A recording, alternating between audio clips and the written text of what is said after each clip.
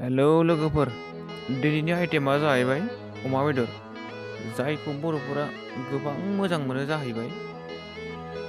आरो बे बेदरखौ गोदान बोसोरनि जानो थाखाय एवनाय जादों।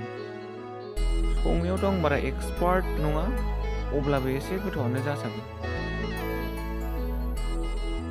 बांद्राय गोथाव जायाब्लाबो एसे गोथाव जासाबो, जाथावनायानो जायो।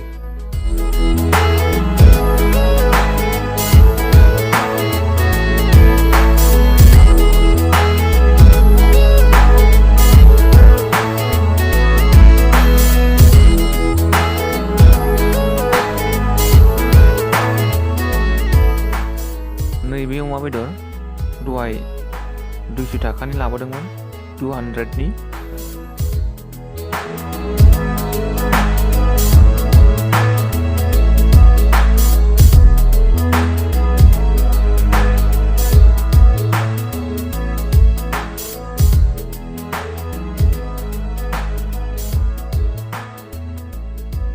हाइजें होयो, बानलु होयो, हालदै होयो, संख्रि होयो।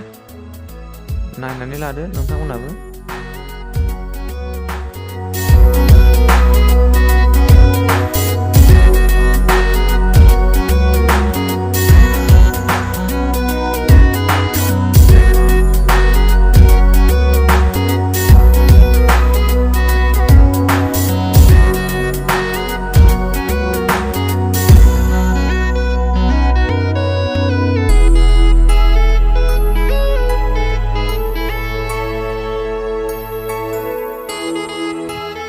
मिट मस्ला गासैखौबो एसे एसे जोबदों, गरम मस्लाफोरखौबो होदों।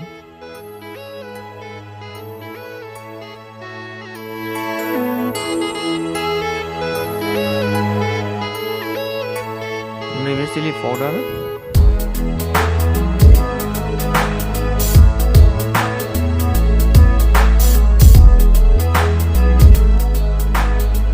बे जाबाय टमेट',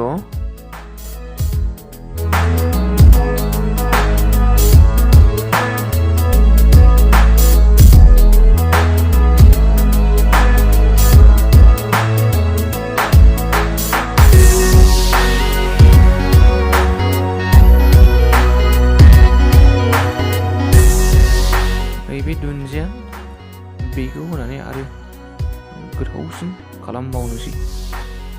गोथाव मोदोमदों।